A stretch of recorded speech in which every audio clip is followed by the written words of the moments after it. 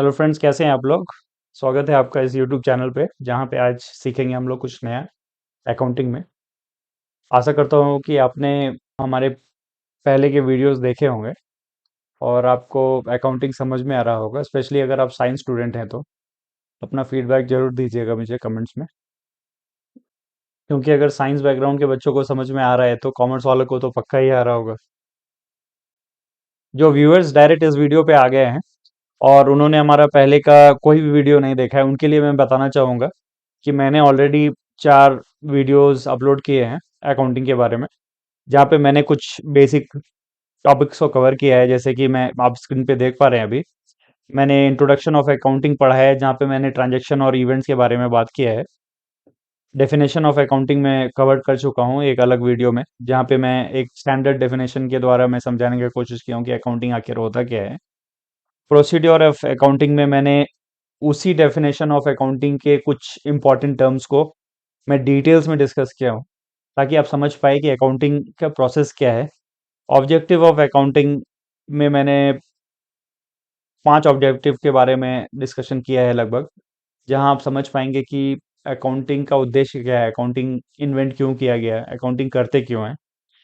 उसके बाद आज के वीडियो में, जो कि ये 5वां वीडियो होने वाला है, वहाँ हम डिस्कस करेंगे इन बेसिक अकाउंटिंग टर्म्स को, जिसका नाम है कैपिटल, ड्राइंग्स क्या होता है, लाइबिलिटी क्या होता है, एसेट्स क्या होता है, एक्सपेंसेस, इनकम, रेवेन्यू क्या होता है, सेल्स क्या होता है, प्रॉफिट एंड लॉस कैसे होता है, डेबिट एंड क्रेडिट क्या होता है अकाउंटिंग में। साइंस स्टूडेंट्स वाले लोग के लिए बहुत इंटरेस्टिंग होने वाला है। और अंडरस्टैंडिंग, आखिर में जानेंगे कि understanding preparation of various accounts, आखिरकार एक अकाउंट बनता कैसा है। एक अकाउंट बोलते हैं ना, अकाउंट बना रहे हैं, कैश अकाउंट, बैंक अकाउंट। तो ये अकाउंट जब हम प्रिपेयर करते हैं बुक्स में, तो ये अकाउंट बनता कैसे है, इसके बारे में भी हम डिस्कस करेंगे इस वीडियो के लास्ट में। The first term which we are going to understand here is, जो पहला टर्म है जिसके बारे में हम डिस्कस करने वाले हैं, उसका नाम है कैपिटल। तो कैपिटल क्या होता है? कैपिटल, जिसे हम हिंदी में पूंजी भी बोलते हैं, वो एक ऐसा सम ऑफ मनी है, एक ऐसा इन्वेस्टमेंट है, या आप कह लीजिए इक्विपमेंट है या रिसोर्सेस है, जो एक ओनर द्वारा उसके बिजनेस में इन्वेस्ट किया जाता है बिजनेस को स्टार्ट करने के लिए। सो एक ओनर अपने बिजनेस में जो भी इन्वेस्ट करता है ना, ये जो इन्वेस्टमेंट है ना, इसे ही हम कैपिटल बोलते हैं। बहुत ही सिंपल। एक ओनर अपने बिजनेस में जो कुछ भी इन्वेस्टमेंट करता है, चाहे वो कैश हो, बैंक बैलेंस हो, फर्नीचर्स हो, इक्विपमेंट्स हो, रिसोर्सेस हो, उसे हम कैपिटल बोलते हैं। तो ऐसा दुनिया में कोई भी बिजनेस नहीं है जिसे स्टार्ट करने के लिए कैपिटल की जरूरत ना पड़ी हो। आप साइंस के स्टूडेंट हो या कॉमर्स के स्टूडेंट हो, ये बहुत बेसिक सा चीज है। एक बिजनेस को स्टार्ट करने के लिए थोड़ा या बहुत ज्यादा, depend on the nature of the business, आप क्या करना चाहते हैं, उसमें कैपिटल की जरूरत तो जरूर ही पड़ती है। आइए समझते हैं सेकंड पॉइंट को, जिसका नाम है ड्राइंग्स। तो ड्राइंग्स होता क्या है? ड्राइंग्स एक ऐसा सम ऑफ मनी जो एक ओनर बिजनेस फंड से, बिजनेस फंड से विड्रॉ करता है फॉर पर्सनल यूज। बिजनेस से विड्रॉ करता है पर्सनल यूज के लिए, बिजनेस यूज के लिए नहीं। एक ऐसा फंड, एक ऐसा सम अमाउंट ऑफ मनी जो एक ओनर बिजनेस से विड्रॉ करता है अपने पर्सनल यूज के लिए। पर्सनल यूज क्या हो सकता है? अपने उसके पर्सनल एक्सपेंस हो सकते हैं, घर का इलेक्ट्रिसिटी बिल हो सकता है, या सपोज उसने अपने बच्चों के लिए लैपटॉप खरीदा हो, जो कि उसके कंपनी के यूज के लिए नहीं है, उनके बच्चों के एजुकेशन पर्पज के लिए। अपनी वाइफ के लिए मोबाइल फोन खरीदा हो, अपने खुद के लिए कपड़े खरीदे हो, और उसने पेमेंट करते समय क्या किया कि वो खुद खुद से पे ना करके, अपने पर्सनल पैसों से पे नहीं करके, वो बिजनेस के पैसों को यूज करता है। बिजनेस का क्रेडिट कार्ड यूज कर लिया, या बिजनेस के बैंक अकाउंट से चेक काट दिया किसी को, या बिजनेस अकाउंट से डायरेक्ट किसी को वायर ट्रांसफर कर दिया। वैसे ट्रांसफर्स को या वैसे विड्रॉल्स को हम अकाउंटिंग में ड्राइंग्स बोलते हैं। जब एक अमाउंट विड्रॉ किया जाता है पर्सनल यूज के लिए, बिजनेस यूज के लिए नहीं, जब कोई अमाउंट बिजनेस अकाउंट से पर्सनल यूज के लिए विड्रॉ किया जाता है, उसे हम ड्राइंग्स बोलते हैं। Very simple.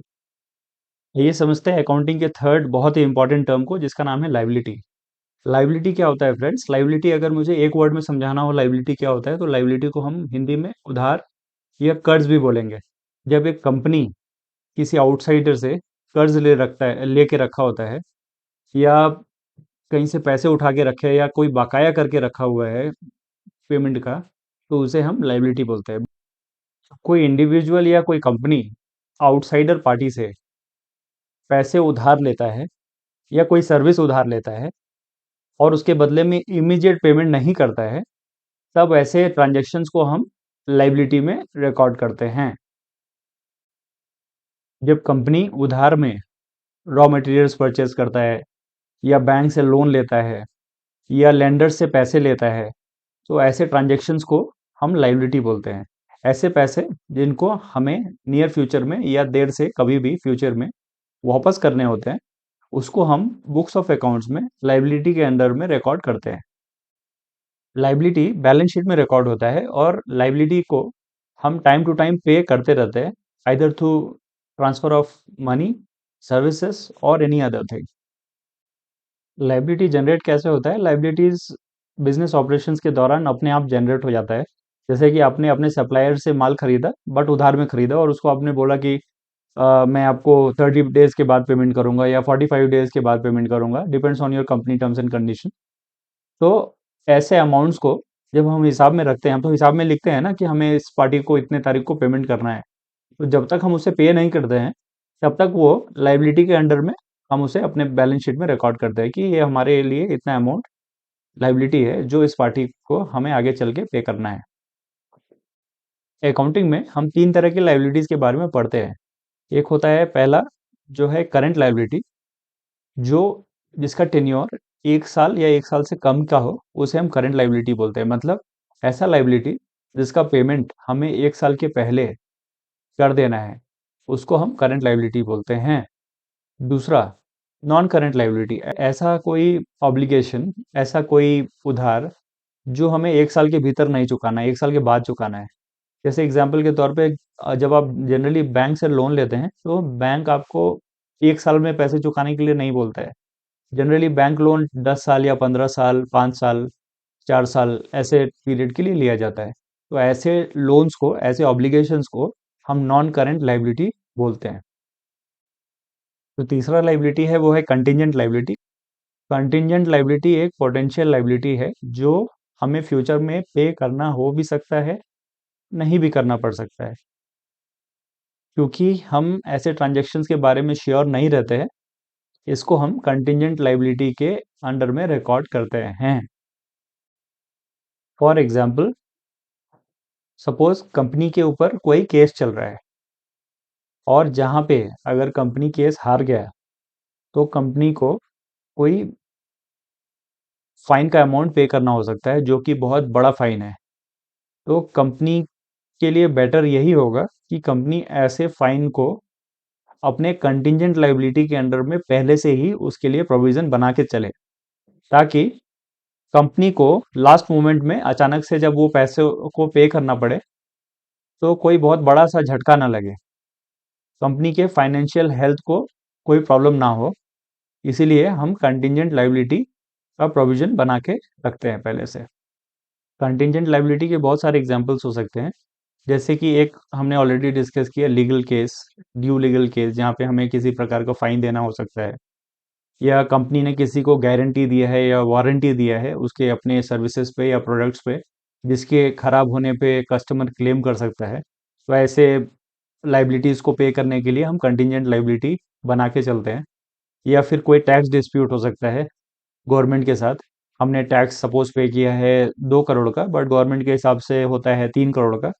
तो जो 1 करोड़ रुपए है, उसका हम कंटिजेंट लाइबिलिटी बना के चलते हैं, ताकि अगर सपोज कुछ ऐसा वैसा हो जाए और हम केस हार जाते हैं, तो वो 1 करोड़ रुपया इमिजिएटली कंपनी को देने के लिए होना चाहिए, और उस पेमेंट के वजह से कंपनी के ऊपर कोई, कंपनी के ऑपरेशंस पे कोई इमीडिएट अफेक्ट ना आए। उसलिए हम कंटिजेंट लाइबिलिटी बना के चलते हैं बिजनेस में। So friends, we'll try to understand the four term which is assets. Assets क्या होता है? Assets are defined as resources owned और कंट्रोल्ड बाय द एंटिटी। तो एसेट्स एक ऐसा कोई भी रिसोर्स हो सकता है जो ओन किया हुआ हो सकता है या कंट्रोल में हो। किसके कंट्रोल में हो? एंटिटी के या ओनर के, ओनर ऑफ द बिजनेस या एंटिटी जिस रिसोर्स को कंट्रोल करते हैं या ओन करते हैं उसे हम एसेट्स करते हैं। ऐसे एसेट्स से क्या उम्मीद रखा जाता है कि ये फ्यूचर में इकोनॉमिक ग्रोथ देगा हमारे ऑर्गेनाइजेशन को। एक रिसोर्स को एसेट तभी माना जाता है जब एंटिटी का उस रिसोर्स पे पूरा कंट्रोल हो या उस रिसोर्स का ओनरशिप एंटिटी के पास हो, तभी एक रिसोर्स को हम एसेट बुलाते हैं। एक एसेट में कोई भी एंटिटी इसी उम्मीद से इन्वेस्टमेंट करता है ताकि इस इन्वेस्टमेंट के बाद, इस एसेट्स को खरीदने के बाद हमें कोई इकोनॉमिक बेनिफिट हो। जैसे कि इस एसेट से रेवेन्यू जनरेट हो, या उस एसेट के वजह से कॉस्ट सेविंग हो, या उस एसेट की वजह से हमारे ऑर्गेनाइजेशन का वैल्यू बढ़े। रेवेन्यू जनरेशन का कुछ एग्जांपल ऐसा हो सकता है कि अच्छे रेवेन्यू जनरेट करने के लिए हमने एडवांस मशीनरी में इन्वेस्टमेंट किया हो। कॉस्ट सेविंग्स करने के लिए हमने से पुराने ट्यूबलाइट्स को हटा के नए एलईडी बल्ब्स लगवाए हो पूरे ऑर्गेनाइजेशन में। वैल्यू एनहांसमेंट में हो सकता है कि हमने एम्प्लॉयज़ के पुराने लैपटॉप्स को चेंज करके नए लैपटॉप्स दिए हों उनको, ताकि वो कोई काम जिनको उनको अभी 2-3 घंटे लगते हो करने में, वो अभी 2 घंटे में करके दे पाएँ। या कोई कंपनी किसी सॉफ्टवेयर को परचेज़ किया होगा जिसकी वजह से एम्प्लॉयज़ उनके जल्दी और ज़्यादा प्रोडक्टिव हो रहे हैं, जल्दी काम करके दे पा रहे हैं। वो हर एक रिसोर्स जिसका वैल्यू मेज़रेबल हो किस टर्म्स में? मॉनेटरी टर्म्स में, तभी हम उस रिसोर्स को एसेट्स बोलते हैं। एसेट्स यहाँ पे 2 प्रकार के होते हैं। ऐसे तो बहुत सारे के एसेट्स होते हैं, बट हम यहाँ पे 2 प्रकार के एसेट्स को डिस्कस करेंगे। वो है करंट एसेट्स और नॉन करंट एसेट्स, जिसको हम फिक्स्ड एसेट्स भी बोलते हैं। करंट एसेट्स क्या होता है? ऐसा कोई भी एसेट्स जिसको हम कैश में कन्वर्ट कर पाएँ या सेल कर पाएँ या कंज़्यूम कर पाएँ with in a period of 1 year. 1 साल के अंदर ऐसे कोई भी एसेट जिसको हम कैश में कन्वर्ट कर पाएँ या उसको हम सेल कर पाएँ या कंज़्यूम कर पाएँ, उसे ही हम करंट एसेट्स बोलते हैं। एग्ज़ाम्पल क्या है करंट एसेट्स का? कैश, अकाउंट्स रिसीवेबल मतलब अकाउंट्स मतलब पैसा, रिसीवेबल मतलब मिलने वाला। यानी मिलने वाला पैसा, मतलब जो हम एक्सपेक्ट कर रहे हैं कि थोड़े ही ड्यूरेशन में मिल जाएगा, शॉर्ट टर्म में मिल जाएगा। वैसे रिसीवेबल्स को हम बोलते हैं अकाउंट्स रिसीवेबल्स। इन्वेंट्री क्या? इन्वेंट्री हमारा रॉ मटेरियल हो सकता है या स्टॉक हो सकता है, हमारी दुकान में पड़ा हुआ स्टॉक हो सकता है, जो कि मुझे मालूम है कि मैं इसको 1 साल के अंदर अंदर जरूर सेल कर दूंगा। वैसे स्टॉक्स को भी हम करंट एसेट बोल सकते हैं। या कोई प्रीपेड एक्सपेंस क्या होता है फ्रेंड्स? प्रीपेड एक्सपेंस एक ऐसा एक्सपेंस जिसके लिए आपने कोई भी एक ऐसा सर्विस, माफ कीजिएगा, कोई ऐसा सर्विस जिसके लिए आपने पहले से ही पेमेंट कर रखा है। फॉर एग्जाम्पल इलेक्ट्रिसिटी बिल, आपने क्या किया? आने वाले टाइम के इलेक्ट्रिसिटी बिल को आपने एडवांस में वहाँ पे 2,000 रुपये एडवांस में पे करके रखा है। या टेलीफोन बिल, ऑफिस का जो टेलीफोन बिल है उसको आपने एडवांस में रिचार्ज करा रखा है। ऐसे एक्सपेंसेस को हम प्रीपेड एक्सपेंस भी बोलते हैं। करंट एसेट्स क्या होता है हमें समझ में आ गया। अब हम डिस्कस करेंगे नॉन करंट एसेट, जिसको हम फिक्स एसेट्स भी बोलते हैं। फिक्स एसेट्स क्या होता है? Long term resources use in operations. एक रिसोर्स जिसको हम कंपनी में लॉन्ग टर्म के लिए यूज कर रहे हैं, लॉन्ग टर्म से यूज कर रहे हैं और लॉन्ग टर्म के लिए भी यूज करेंगे। Not intended for sale in short term, जिसको हम बेचने के लिए कोई भी प्लान नहीं कर रहे हो शॉर्ट टर्म में, उसे हम नॉन करंट एसेट्स या फिक्स एसेट्स भी बोलते हैं।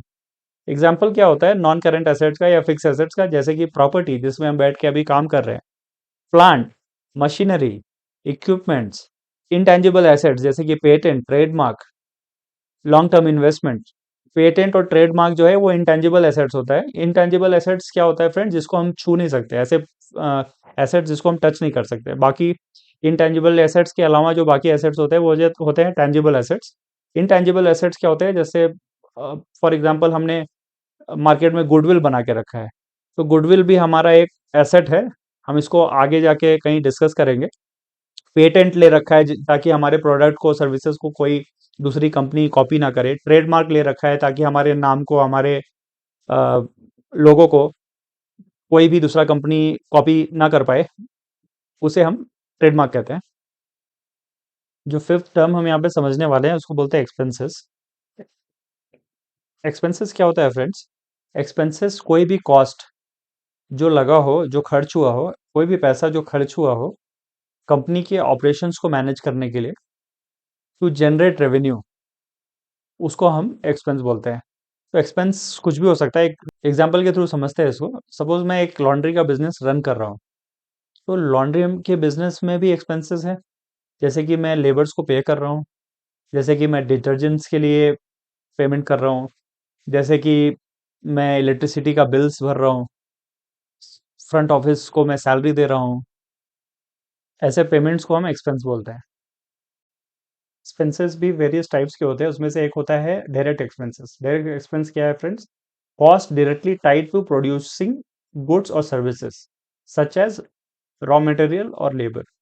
ऐसा कोई भी कॉस्ट जो गुड्स या सर्विसेज के प्रोडक्शन से डायरेक्टली जुड़ा हुआ है, उसे हम डायरेक्ट एक्सपेंस बोलते हैं। जैसे कि रॉ मटेरियल और लेबर। रॉ मटेरियल बिना गुड्स प्रोड्यूस नहीं हो पाएगा, लेबर बिना गुड्स प्रोड्यूस नहीं हो पाएगा, इसलिए हम इसे डायरेक्ट एक्सपेंस बोलते हैं। दूसरा जो कैटेगरी है, दूसरा जो टाइप का एक्सपेंस होता है, उसको बोलते हैं इनडायरेक्ट एक्सपेंसेस, जो कि गुड्स और सर्विसेज के प्रोडक्शन के लिए नेसेसरी है, बट ये डायरेक्ट एक्सपेंस नहीं होता, इनडायरेक्ट होता है। इनका सपोर्ट चाहिए होता है आपको प्रोडक्शन में। जैसे कि cost incurred for general operation of the business such as rent. अगर गोडाउन ही नहीं रहेगा तो आप गुड्स को प्रोड्यूस कहाँ करेंगे, सर्विसेज को प्रोड्यूस कहाँ करेंगे? यूटिलिटी, रेंट, इलेक्ट्रिसिटी नहीं होगा, वाटर नहीं होगा, तो आप कैसे प्रोड्यूस करेंगे किसी प्रोडक्ट को? तीसरा कैटेगरी जो होता है वो होता है नॉन ऑपरेटिंग एक्सपेंसेस का, जिसका उसके ऑपरेशन से डायरेक्ट कुछ लेन देन नहीं होता है, वो कोर बिजनेस से रिलेटेड नहीं होता है। ऐसे एक्सपेंसेस का एग्जांपल हो सकता है इंटरेस्ट ऑन लोन लिया हुआ है बिजनेस को करने के लिए और उसके ऊपर जो इंटरेस्ट जा रहा है, वो एक एग्जांपल हो सकता है नॉन ऑपरेटिंग एक्सपेंस का। जब हम एक्सपेंस की बात कर ही रहे हैं तो मैं आपको एक बहुत इंपॉर्टेंट नोट लिखवाना चाहूँगा यहाँ पे। प्लीज़ आप इसको नोट कर लीजिएगा।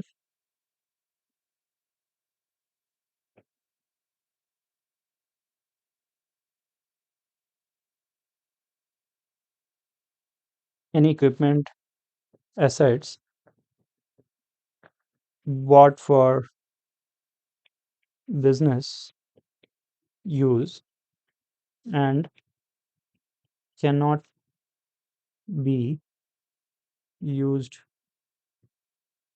for time period of more than an year are considered, इस मेरे राइटिंग को माइंड मत कीजिएगा, as expenses and not an asset. It is also called revenue expenditure.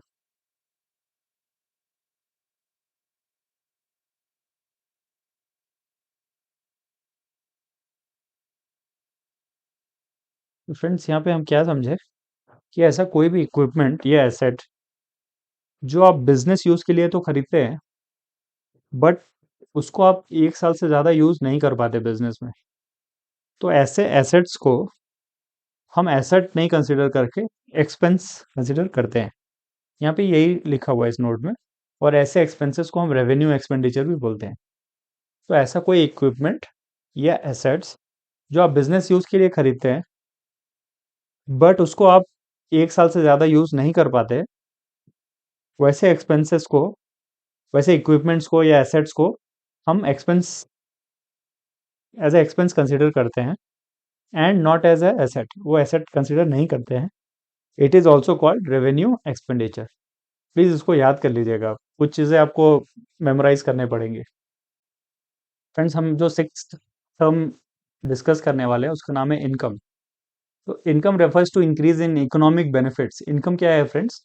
Economic benefit जिसके लिए हम ये पूरा बिजनेस करते हैं, बिजनेस क्यों करते हैं फ्रेंड्स? इकोनॉमिक बेनिफिट्स के लिए। एसेट्स क्यों खरीदते हैं? इकोनॉमिक बेनिफिट्स के लिए।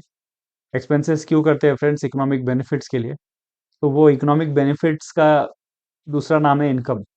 तो ये क्या होता है? Increase in economic benefits during an accounting period. एक अकाउंटिंग पीरियड में जब एक इकोनॉमिक बेनिफिट, जो हमारा इकोनॉमिक बेनिफिट है, वो इंक्रीज हो जाए तो उसे हम इनकम कहते हैं। इनकम हमें किसी भी कारण से हो सकता है हमें व्यापार में प्रॉफिट हुआ हो, या एसेट्स के हमारे वैल्यू बढ़ गया तब भी हम उसे इनकम कंसिडर करते हैं, या हमारी लाइबिलिटी डिक्रीज हो गई हो, उसे भी हम इनकम जैसा ट्रीट करते हैं। इनकम के कुछ एग्जांपल्स हैं, जैसे कि सेल्स रेवेन्यू फ्रॉम प्रोडक्ट और सर्विसेज। जब हम एक प्रोडक्ट और सर्विसेज को सेल करके जो हमें रेवेन्यू जनरेट होता है, उसे भी हम इनकम बोलते हैं। रेंटल इनकम, कहीं से रेंट रिसीव हुआ, उसे भी हम इनकम बोलते हैं। इंटरेस्ट फ्रॉम इन्वेस्टमेंट, कहीं हमने इन्वेस्टमेंट करके रखा हुआ था, वहां से इनकम रिसीव हुआ, इंटरेस्ट रिसीव हुआ उसके ऊपर, उसे भी हम इनकम बोलते हैं। डिविडेंड इनकम, किसी कंपनी के शेयर्स खरीद के रखे थे, उस पे हमें डिविडेंड मिले, उसको भी इनकम बोलते हैं।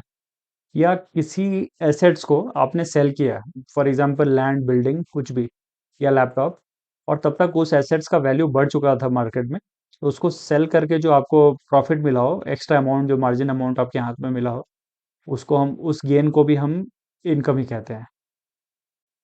सेवन टॉपिक जो हम डिस्कस करेंगे वो है सेल्स। सेल्स क्या होता है? Total revenue generated by a business from selling goods और सर्विसेज। एक टोटल रेवेन्यू जब हम सेल करते हैं, फॉर एग्जांपल किसी भी एक प्रोडक्ट का दाम है 100 रुपये, और उस 100 रुपये के सामान के 100 क्वांटिटी हमने सेल किए, तो हमारे पास आ गए, टोटल सेल वैल्यू हो गई 10,000 रुपीज़। सो ये जो 10,000 रुपीज़ है ना, उसी को हम बोलते हैं रेवेन्यू, यानी कि sales. Sales primary source of income है for the companies engaged in trading and production. जो कंपनी ट्रेडिंग करती है या प्रोडक्शन करती है, उनके लिए ये सेल्स जो होता है वो प्राइमरी सोर्स ऑफ इनकम होता है। सेल्स में भी दो टाइप के सेल्स होते हैं। एक होता है कैश सेल्स, जिसको हम नगद सेल्स भी बोलते हैं। मतलब कैश सेल्स मतलब जहाँ पे आपको सेल करके इमीडिएटली पैसा मिल जाता है। दूसरा होता है क्रेडिट सेल्स, जहाँ पे आप सेल तो इमीडिएटली कर देते हैं, बट जिसको आप सेल किए वो पार्टी आपको बोलता है कि मैं पेमेंट तो 30 डेज बाद करूंगा या 45 डेज बाद करूंगा, as per the mutual agreement. Some examples of sales, जब एक कपड़े का व्यापारी कपड़ा बेचता है कस्टमर्स को मार्केट में, उसको भी हम सेल बोलते हैं। जब एक सॉफ्टवेयर कंपनी सॉफ्टवेयर का सब्सक्रिप्शन या लाइसेंस बेचता है कंज्यूमर्स को, उसको भी हम सेल्स बोलते हैं। या एक सर्विस प्रोवाइडर जो अपना कंसल्टिंग सर्विसेज या रिपेयर सर्विसेज बेचता है मार्केट में, उसको भी हम सेल बोलते हैं। जो एक टॉपिक हम डिस्कस करने वाले हैं आज, वो है profit and loss. Profit and loss क्या होता है फ्रेंड्स? प्रॉफिट एंड लॉस किसी भी बिजनेस का फाइनेंशियल परफॉर्मेंस है ओवर स्पेसिफिक पीरियड, किसी स्पेसिफिक पीरियड के लिए। कैसे निकाला जाता है ये प्रॉफिट एंड लॉस? कैसे मालूम चलता है कि प्रॉफिट हुआ है या लॉस हुआ है? ये प्रॉफिट एंड लॉस जनरली जब रेवेन्यू, जिसका नाम है सेल्स, जो अभी हम डिस्कस किए, और एक्सपेंसेस के डिफरेंस अमाउंट को पता करके निकाला जा सकता है। रेवेन्यू और एक्सपेंस के डिफरेंस अमाउंट को हम प्रॉफिट और लॉस भी बोलते हैं। प्रॉफिट कब होता है फ्रेंड्स? आपको ऑलरेडी पता ही होगा, जब सेल्स का वैल्यू एक्सपेंस के वैल्यू से ज़्यादा हो, तो हम बोलते हैं कि बिजनेस में प्रॉफिट हुआ। लॉस कब होता है फ्रेंड्स? जब एक्सपेंसेस हमारे सेल्स के वैल्यू से ज़्यादा हो, तो हम बोलते हैं लॉस हो गया कंपनी में। एग्जाम्पल, अगर किसी बिजनेस में टोटल सेल्स वैल्यू है 30 lakh rupees at the end of year, और एक्सपेंसेस हुए हैं 15 लाख रुपीज, तो हमें सेल्स से टोटल एक्सपेंस को माइनस करके मालूम चल जाता है यहाँ पे कि 15 लाख रुपीज टोटल बिजनेस का प्रॉफिट हुआ है। Where in in the case of loss, जब हमें ये दिखता है कि टोटल सेल वैल्यू जो है वो 20 लैक्स का है, बट एक्सपेंसेस हमने 22 लैक्स के कर रखे हैं टोटल, तो हमें मालूम चलता है कि 22 लैक्स माइनस 20 लैक्स, 2 लाख रुपीज का लॉस हुआ है हमें बिजनेस में। ये प्रॉफिट और लॉस जहाँ पे हम रिकॉर्ड करते हैं ना जिस बुक्स में, उसको बोलते हैं प्रॉफिट एंड लॉस स्टेटमेंट, जिसको हम इनकम स्टेटमेंट भी बोलते हैं, जो हम आगे चल के अकाउंट्स में बनाएंगे। जो हम अगला टॉपिक डिस्कस करने वाले हैं वो है debit and credit. Debit and credit कुछ स्टूडेंट्स को ऑलरेडी बहुत अच्छे से मालूम होगा क्या होता है, क्यों यूज़ करते हैं, कैसे यूज़ करते हैं, बट कुछ लोगों को जो अकाउंट्स को पहली बार पढ़ रहे हैं, उनके लिए ये टॉपिक बहुत इंपॉर्टेंट होने वाला है, तो प्लीज़ बहुत ध्यान से सुनिएगा। Debit and credit fundamental concepts है किसी भी बुक कीपिंग में रिकॉर्ड मेंटेन करने के लिए। तो बुक कीपिंग में रिकॉर्ड मेंटेन करने के लिए मतलब किसी भी ट्रांजैक्शन को रिकॉर्ड करने के लिए ये डेबिट और क्रेडिट दोनों ही बहुत ही ज़रूरी पार्ट है। फॉर एग्ज़ाम्पल मैंने बैंक से कैश विथड्रॉ कर लिया, तो यहाँ पे जब मैं बोल रहा हूँ कि मैंने बैंक से कैश विथड्रॉ कर लिया, तो यहाँ समझने वाली बात ये है कि यहाँ पे सिर्फ एक अकाउंट इफेक्ट नहीं हुआ, यहाँ पे 2 अकाउंट इफेक्ट हुआ।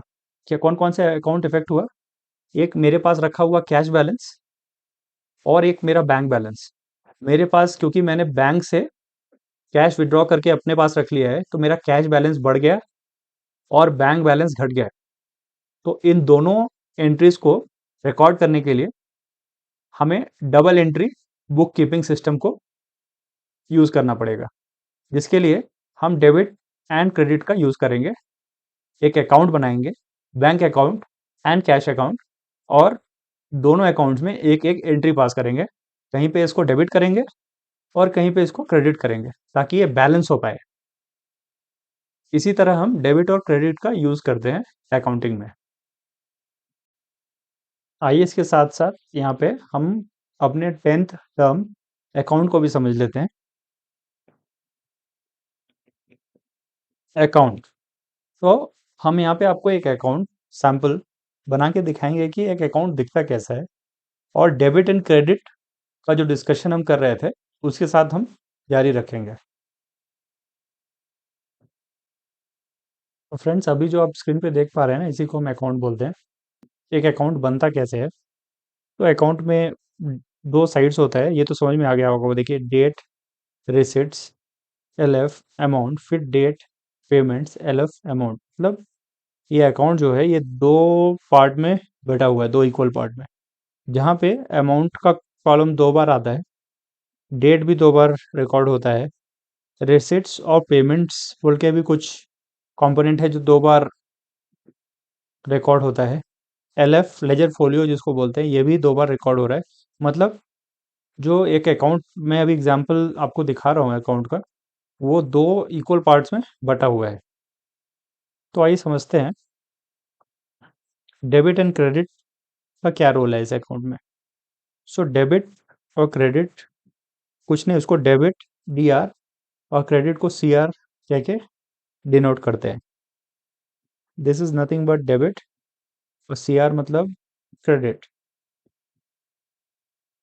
जिस तरह मैथ्स के इक्वेशन में L H S equals to R H S होता है, उसी तरह अकाउंट में डेबिट इक्वल्स टू क्रेडिट, मतलब टोटल डेबिट का जो वैल्यू है, यहाँ पे देखिए 11,800 रुपीज़ और 11,800 रुपीज़। जब आप एक अकाउंट को प्रिपेयर करेंगे तो आपको ये नंबर्स को हमेशा सेम रखना पड़ेगा, किसी मैथ्स के इक्वेशन की तरह। इसी को हम अकाउंट बोलते हैं। तो अभी के लिए मैं आपको एक अकाउंट दिखाना चाहता था, और जिसमें दिखाना चाहता था कि डेबिट और क्रेडिट कैसे रोल प्ले करता है एक अकाउंट में। तो इसके साथ हमने सारे 10 टॉपिक्स को डिस्कस कर लिए। आशा करता हूँ कि सारे टॉपिक्स आपको समझ आए, और यदि आपको कुछ समझ में ना आया हो तो प्लीज़ कमेंट करके मेरे को बताइएगा। मैंने इन सारे टॉपिक्स को पहले ही डिस्कस कर दिए, क्योंकि जब मैं अकाउंट्स पढ़ाऊँगा तो ये सारे टॉपिक्स है, ऐसे टर्म्स है जो बार-बार आते रहेंगे, और आपके मन में शायद ये क्वेरी रह जाएगा कि आखिरकार ये एसेट्स क्या होता है, लायबिलिटी क्या होता है, अकाउंट क्या होता है, डेबिट क्या होता है, क्रेडिट क्या होता है। तो उसके लिए मैं आपको एक बार बेसिक अंडरस्टैंडिंग दे दिया इन सारे टर्म्स का। ये आपके लिए बहुत हेल्पफुल होने वाला है जब आप इस सब्जेक्ट को और आगे पढ़ेंगे। Thank you.